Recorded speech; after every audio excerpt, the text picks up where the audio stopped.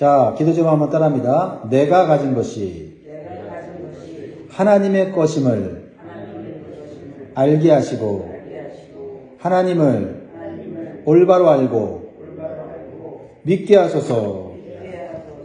아멘. 오늘도 우리 새벽에 나오신 성도들을 주님의 이름으로 축복합니다. 주님 교회를 위해서 기도하는 모든 것들이 하나씩 이루어질 것입니다. 또한 아침에 일어나서 또 말씀으로 기도로 시작하는 모든 영광의 성도들, 오늘도 하나님의 인도하심으로 절제하는 삶, 또 하나님 인도하시는 삶을 사시기를 주의 이름으로 축복합니다. 자, 오늘 본문은요, 온 세상의 주인이 하나님이신 것을 분명하게 보여주세요. 믿으십니까? 그래서 하나님은 지금도 살아계셔서 어디서나 자신의 존재감과 능력을 나타낼 수 있는 전능하신 하나님이세요. 오직 하나님만이 유일한 참신이시고 이 세상을 통치하시는 주권자이심을 우리는 분명히 믿어야 합니다. 이러한 사실을 아는 자는 하나님을 올바로 경외할 수 있고 그 경외하는 자에게 주시는 하나님의 놀라운 은혜와 축복이 있어요. 또한 어떤 절망적인 상황 속에서도 이 땅의 주권자이신 하나님을 소망으로 삼으면 다시 일어설 수가 있다라는 겁니다. 그러나 이러한 사실을 인정하지 않고 자기가 살고 있는 땅이나 재물이 자기 것이라고 착각하고 하나님을 무시하고 내 마음대로 살아간다면 언젠가는 모든 것을 잃고 그 땅에서 쫓겨날 수 있다는 것을 오늘 본문이 보여주고 있다는 거죠. 우리는 결코 이 땅의 주인이 아닙니다. 우리가 가진 것의 주인이 아니에요. 그 주인을 올바로 알지 못할 때 우리는 모든 것을 잃어버릴 수도 있다 하는 것을 우리가 배워야 합니다. 자, 보세요. 하나님의 백성이라고 자부한 북이스라엘 나라에 충격적인 일이 벌어져요.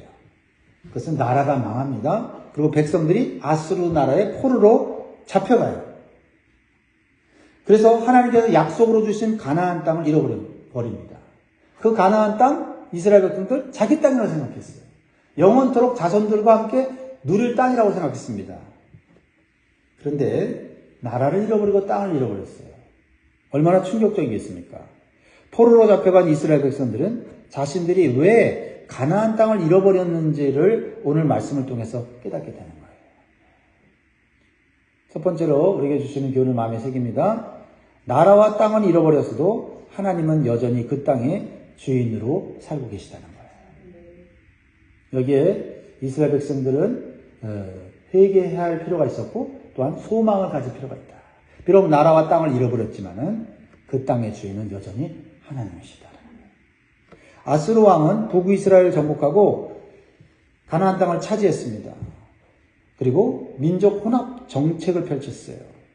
민족 혼합 정책이 뭐예요? 자신이 정복한 땅의 민족들을 이주시켜요. 그래서 민족들이 혼합되도록 한 것입니다. 그게 이제 이 아수르 왕의 정책인데 24절에 그것을 보여주고 있죠. 아수르 왕이 바벨론과 구다와 아어와 하맛과 스발와임에서 사람을 옮겨다가 이스라엘 자손을 대신하여 사마리아 여러 성읍에 두매 그들이 사마리아를 차지하고 그 성읍에 거주하니라. 누가 주인이 되었어요? 그 땅의 주인은 아수르 왕이 됐습니다. 그래서 사마리아는 북이스라엘 땅 전체를 의미해요.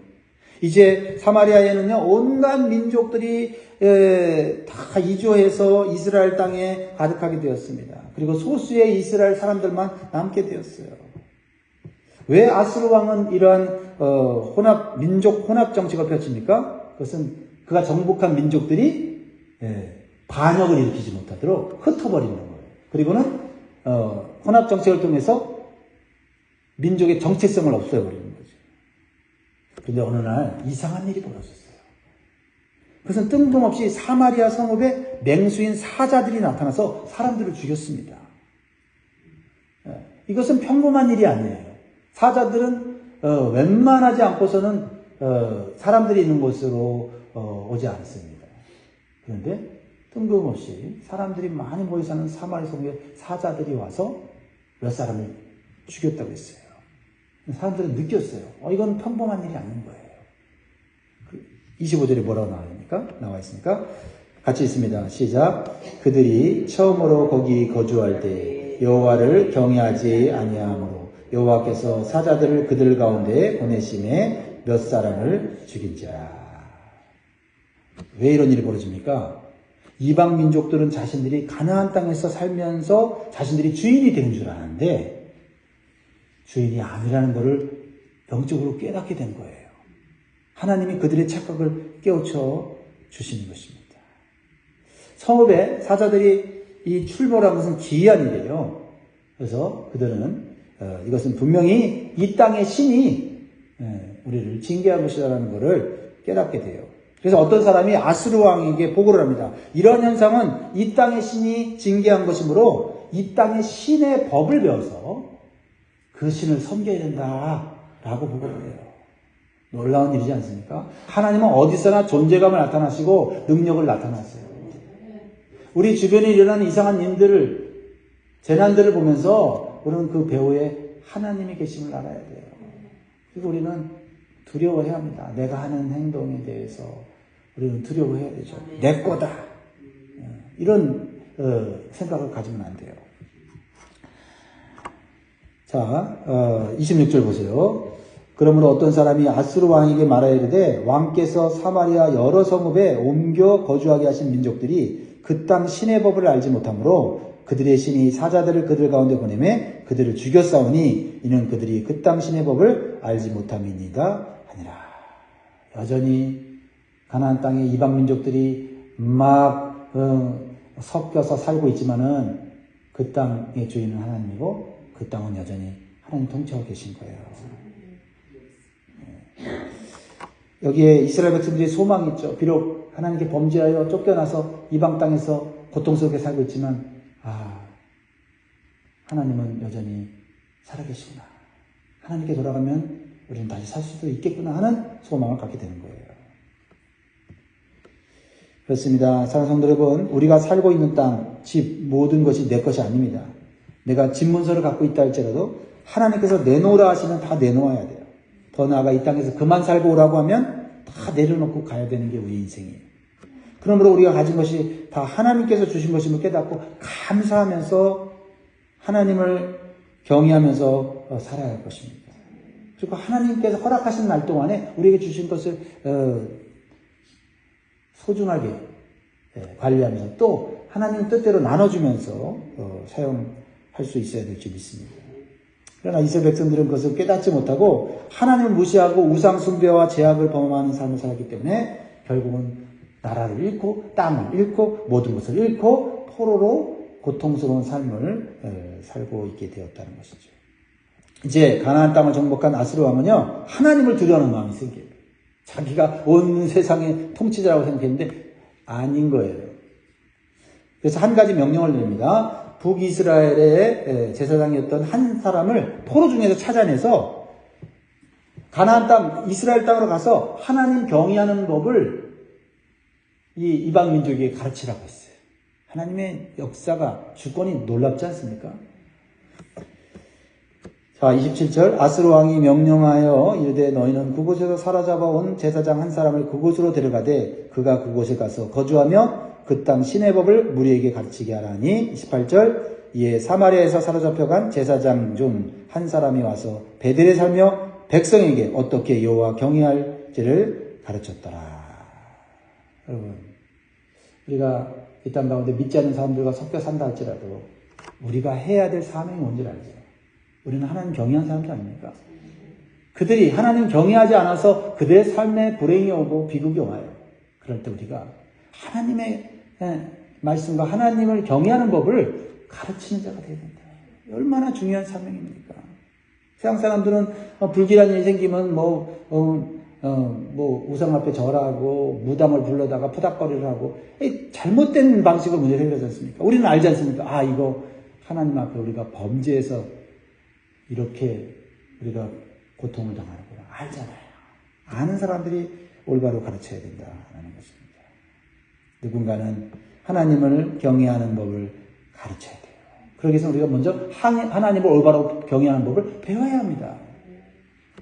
이제 사마리아에서 사로잡혀 갔다가 돌아온 제사장 중에 한 사람이 와서 베델에서 여호와 하나님을 경외하는 법을 가르쳐요. 근데 여기서 문제가 또 생깁니다. 문제는 이 제사장이 하나님을 경외하는 법을 올바로 가르칠 수 있는가라는 데 문제가 있어요.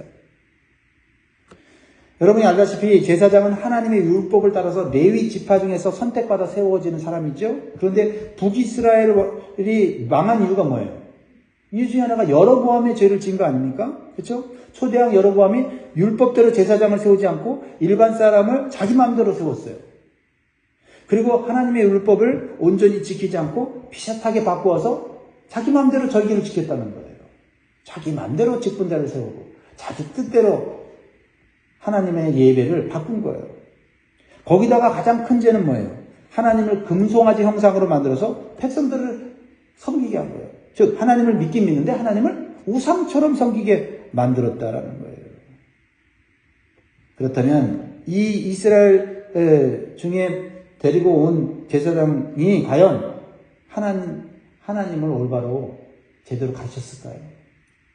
아스로 왕이 선택한 이 제사장이 이방 민족들에게 하나님 율법을 바로 믿고 경외하도록 하였다면 이방 민족들은 자신들이 섬기는 우상을 다 버리고 오직 하나님만 섬겼을 거예요.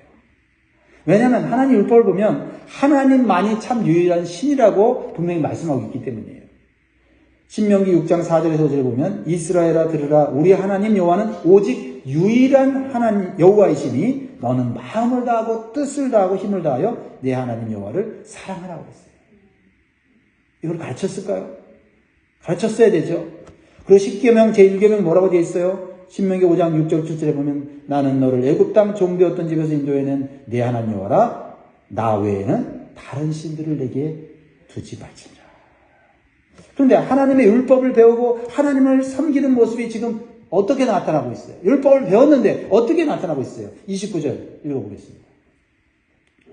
시작. 그러나 각 민족이 각기 자기의 신상들을 만들어 사마리아 사람이 지은 여러 산당들에 두되 각 민족이 자기들이 거주한 성읍에서 그렇게 하여. 그러면 이방 민족들은 여전히 자신들이 만든 신상들을 만들어서 지금 우상을 섬기고 있어요. 그것도 이스라엘 백성들이 만든 산당에서 우상을 섬기고 있어요. 그러면 하나님을 섬기지 않았습니까? 아닙니다. 하나님도 섬겼다는 거예요. 여기서 우리는 참으로 놀랄 만한 그런 충격을 받는 거예요. 하나님을 섬겼는데 자기들이 만든 우상들을 가져다가 만들고 섬겼다. 32절 그들이 또 여호와를 경외하며 자기 중에서 사람을 산당의 제사장으로 택하여 그 산당들에서 자기를 위하여 제사를 드리게 하니라. 이와 같이 그들이 여호와도 경외하고 또한 어디서부터 옮겨왔든지 그 민족의 풍속대로 자기의 신들도 섬겼더라. 이건 뭐예요? 제사장이 잘못 가르쳤다는 거예요. 율법을 제대로 가르치지 않았다는 겁니다. 또한 제사장이 하나님의 율법대로 제대로 가르쳤더라도 그들이 하나님이 누구이신지를 정확하게 깨닫지 못했다라는 거예요.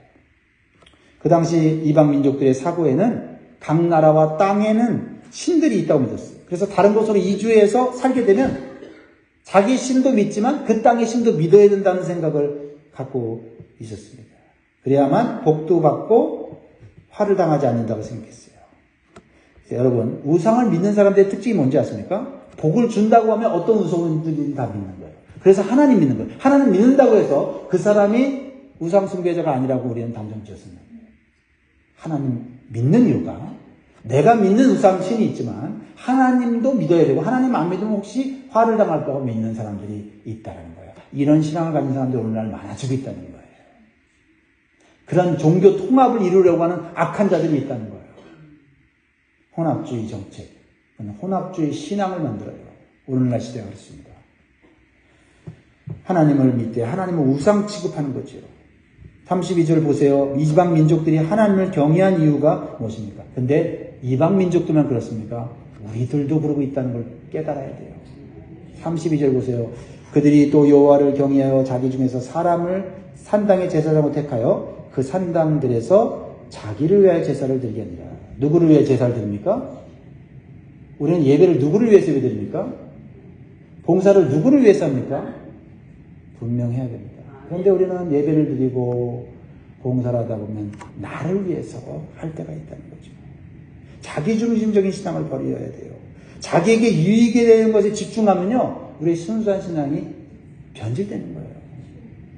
하나님을 위해서 봉사합니다. 하나님을 위해서 예배합니다. 하는데 오늘 보면 내 유익, 내 이기심을 채우기 위해서 하고 있단 말이죠. 그게 하나님을 믿으면서 우상을 섬기는 이방민족의 모습과 다를 바가 없다 이 말이에요. 이러한 이중적인 이방민족의 모습을 보면서 흩어진 포로 생활하는 하나님의 백성들은 어떻게 생각했을까요? 깜짝 놀랐겠죠. 아, 우리가 가나안 땅 살았을 때 저랬네. 우리가 그랬네. 저 이방민족들 욕할 필요가 없네. 내가 그랬네. 왜요? 하나님 믿는 백성으로 하나님의 축복을 받아 가나안 땅에서 풍족하게 살게 됐는데 하나님도 믿으면서 가나안 땅에 우상들도 믿고 쾌락과 물질을 따라 살았잖아. 그래서 우리가 그 땅에서 쫓겨나게 됐잖아.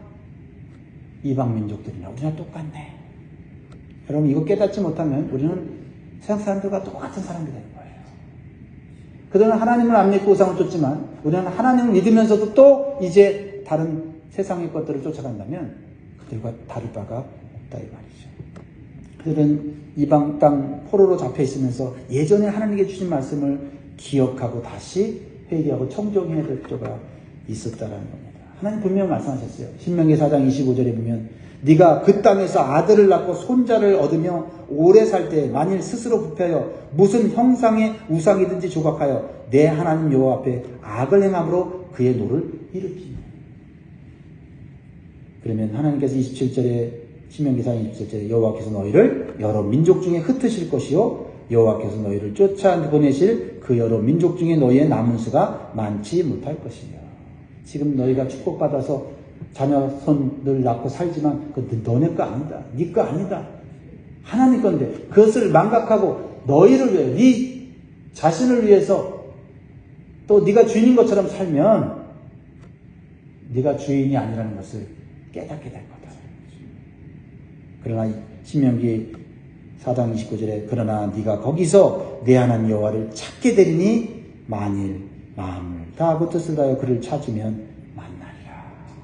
다시 회복해 준다는 겁니다. 우리의 신앙이 순수했어요. 하나님을 위해서 정말 하나님을 기쁘게 살았는데 어느덧 그것에 익숙해져서 내 자신을 위해서 신앙생활을 하고 내 욕심을 채우기 위해서 신앙생활을 하는 모습이 생길 수 있다 이 말이에요. 그거 조심하라는 거죠. 그래서 하나님께서는 가나안 땅에 이주한 이방 민족들에게 깨닫게 해주신 거예요. 사자들을 갑자기 보내셔서 그 땅의 주인은 너희가 아니라 하나님이다. 또한 그들이 하나님을 올바로 하지 못하고 하나님과 우상들을 동시에 섬기는 모습을 통해서 이스라엘 백성들이 깨닫고 하나님께 돌아오도록 하시는 하나님의 은혜와 자비가 깔려 있는 거예요. 말씀 맺겠습니다. 사랑하는 성도 여러분, 우리의 삶 가운데서도 하나님을 믿으면서 이 세상의 우상들을 은근히 쫓아가는 모습이 있지 않은가 자세히 살펴봐야 돼요. 그리고 그 우상들을 다 깨뜨려버려야 돼요. 우리 안에는 우상, 욕심, 이기심, 질투, 음란, 교만 다 깨뜨려버려야 돼요. 그리고 오직 하나님만을 경외하고 하나님만을 섬기는 삶으로 나아가야 될 줄 믿습니다. 그래야 우리가 누리고 있는 모든 것의 주인이신 하나님을 통해서 우리는 계속해서 풍성한 삶을 누리게 될 줄 믿습니다. 하나님도 섬기는 삶이 아니라 하나님만 섬기는 삶이 되시기를 주의 이름으로 축복합니다. 기도하겠습니다.